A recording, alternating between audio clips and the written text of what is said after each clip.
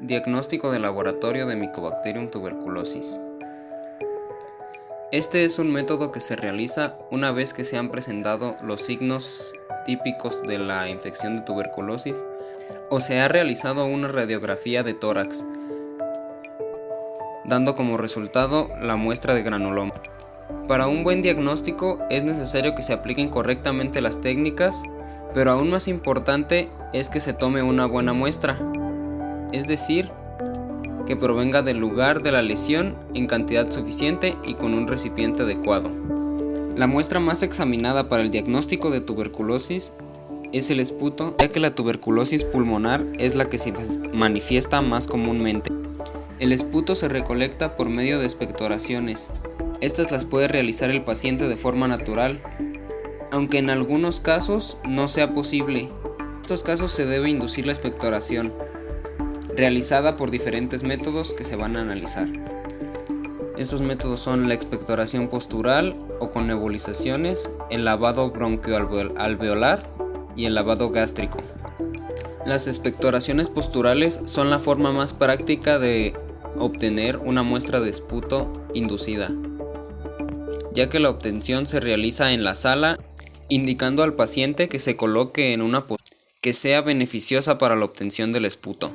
Como vemos en las imágenes, con una postura inclinada, en la mayoría de ocasiones, y en caso de más complicación, se realiza una nebulización con una solución salina a temperatura poco mayor a la del cuerpo. El siguiente método para obtención de muestra es el lavado bronquioalveolar.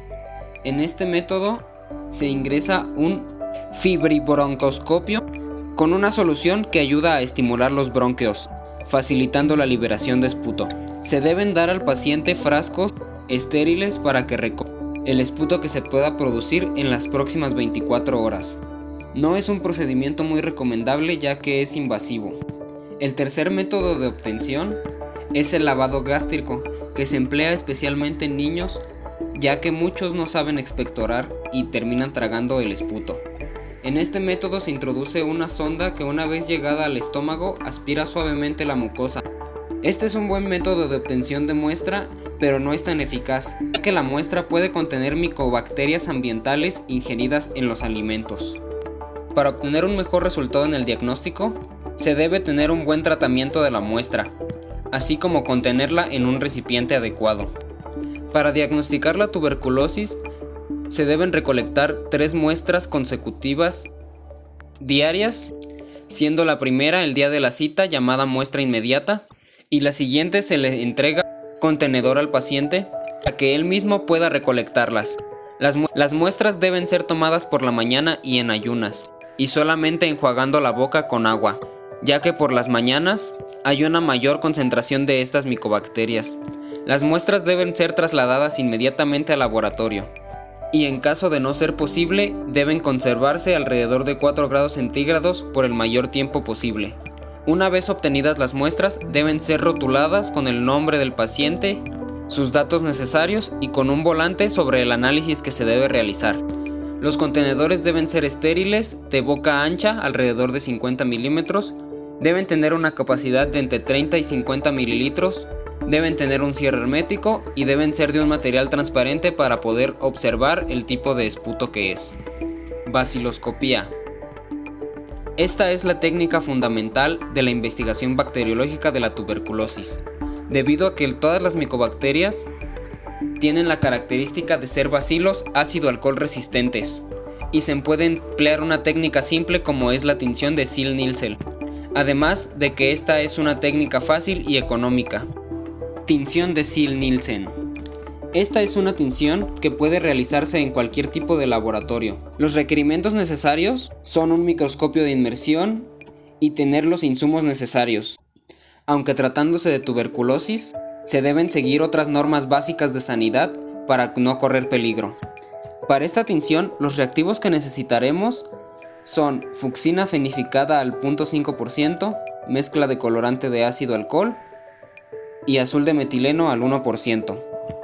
El primer paso para la tinción es realizar un extendido con la muestra obtenida, y una vez que se realice el extendido, debe dejarse secar a temperatura ambiente y no a la flama debido a que las micobacterias con el calor pueden o alterar su estructura, además de que después del calentamiento pueden liberar aerosoles. Una vez que está listo el extendido, debemos colocarlo sobre un puente de tinción y cubrir por completo la superficie con la fucsina fenificada. Luego de un par de minutos debemos calentar la fucsina hasta la emisión de vapores. Una vez que se emitan vapores blancos, se debe suspender el calentamiento y dejar que se enfríe un poco. Debemos añadir más fucsina a la superficie y calentar nuevamente hasta la emisión de vapores por 10 minutos. Debemos dejar enfriar nuevamente las laminillas para posteriormente lavar con agua hasta eliminar el color rosa. Vamos a lavar el frotis. Una vez que está seco nuestro frotis y teñido con el primer colorante, debemos aplicar la solución de colorante de ácido alcohólico durante 1 minuto y vamos a lavar nuevamente. El último paso de la tinción es colocar el colorante de fondo. Esto lo realizamos cubriendo la superficie de la laminilla con azul de metileno durante 2 minutos, lo cual nos dará un contraste con los bacilos rojos. Dependiendo de la técnica empleada, podemos tener una calidad de extendido buena, un extendido muy grueso o uno muy fino donde no vamos a poder observar correctamente. Además, puede suceder que el extendido quede mal decolorado, no quede homogéneamente colorado o en su defecto que tenga muy poco material para el análisis.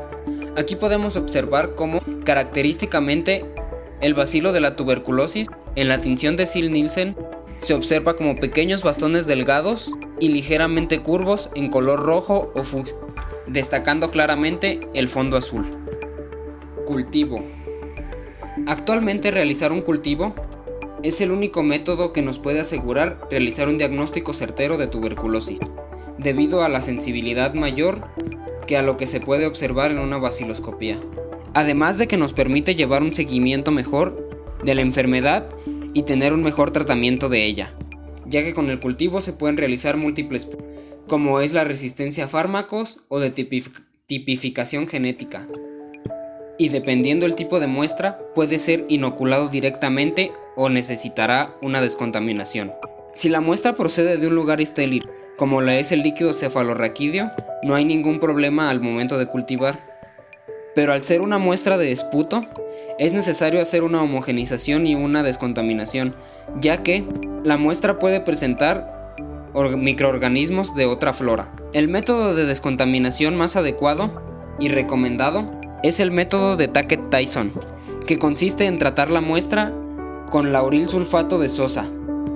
Esta técnica es una de las menos nocivas para las micobacterias por la cantidad reducida de sosa empleada, además de ser una técnica que combina la homogenización y la descontaminación en un solo paso y con un solo tratamiento. Existen distintos tipos de medios de cultivo para la proliferación de la tuberculosis. Existen los medios sólidos que se pueden dividir en 2 grupos básicos, que son medios a base de huevo y medios de agar. Además, tenemos los medios líquidos, que son los medios que mejor funcionan a la hora de recuperar micobacterias u observar el crecimiento. Los medios sólidos con huevo son medios muy enriquecidos y su principal ingrediente es el huevo. Este puede ser entero o solamente sus yemas, además de tener otros ingredientes esenciales como son papa, sales, glicerol y un agente inhibidor de la flora comensal de la muestra, como lo es el verde de malaquita. Esto nos permite tener una buena recuperación de especies de Mycobacterium. El medio más común a base de huevo empleado es el medio Lowstein-Jansen, que emplea huevos batidos y una cantidad alta de verde de malaquita. Los medios sólidos de agar son sintéticos, transparentes, lo que permite la detección rápida de crecimiento. Los medios más comúnmente usados son los medios de Middlebrook, 7H10 y 7H11. Los medios líquidos se utilizan como sensores de crecimiento, ya que tienen una mayor rapidez y sensibilidad a comparación de los sólidos, pero su desventaja es la poca recuperación de Mycobacterium y una mayor contaminación. Las condiciones para la incubación son usualmente las convencionales, siendo alrededor de 35 a 37 grados centígrados, y el tiempo de incubación es alrededor de 6 u 8 semanas, con excepción de que haya sospecha de una micobacteria de crecimiento lento. En estos casos puede aumentarse hasta 4 semanas más. Y la lectura será manual dependiendo las condiciones del laboratorio. Las recomendaciones indican que se realice la primera lectura a los 3 o 5 días de realizada la siembra. Posteriormente se deben de realizar 2 lecturas por semana durante las siguientes 4 semanas y finalmente una lectura por semana hasta el final de la incubación. Diferenciación entre especies de Mycobacterium. Los resultados de los cultivos nos dan distintas formas de poder identificar a las distintas especies de Mycobacterium de manera fenotípica, y esto depende de distintos factores. Según la temperatura de crecimiento, hay micobacterias que crecen a temperaturas específicas que no son las convencionales. Micobacterias como Mycobacterium marinum y Mycobacterium haemophilum requieren temperaturas más bajas, alrededor de los 25 grados centígrados, así como cepas de Mycobacterium xenophi requieren alrededor de 42 grados centígrados para el crecimiento, y la cepa de Mycobacterium termoresistible es a los 52 grados centígrados. Otra manera de diferenciarlo es por las características macroscópicas de las colonias. Un tipo de diferenciación se basa en la producción de pigmentos, carotenoides, en relación a la exposición con la luz, lo cual se clasifica en 4 grandes grupos llamado clasificación Runyon. En esta tabla podemos observar los 4 grupos en que se clasifican las micobacterias, así como su división entre micobacterias de crecimiento rápido y crecimiento lento. Y según la morfología de las colonias, se pueden identificar distintas especies de Mycobacterium. Por ejemplo, la aparición de colonias rugosas no pigmentadas de crecimiento lento y con aspecto de migas de pan suele ser característica de Mycobacterium tuberculosis. Además de que cuando son colonias más grandes, presentan una pigmentación aperlada. Las colonias de Mycobacterium avium se presentan como colonias pequeñas, lisas y no pigmentadas. Y en caso de observar colonias grandes, lisas, mucosas, de crecimiento lento, pero consideradas fotocromógenas, sabemos que son típicas de Mycobacterium kansasi. Enseguida podemos observar las diferencias macroscópicas que presentan distintos tipos de cepas.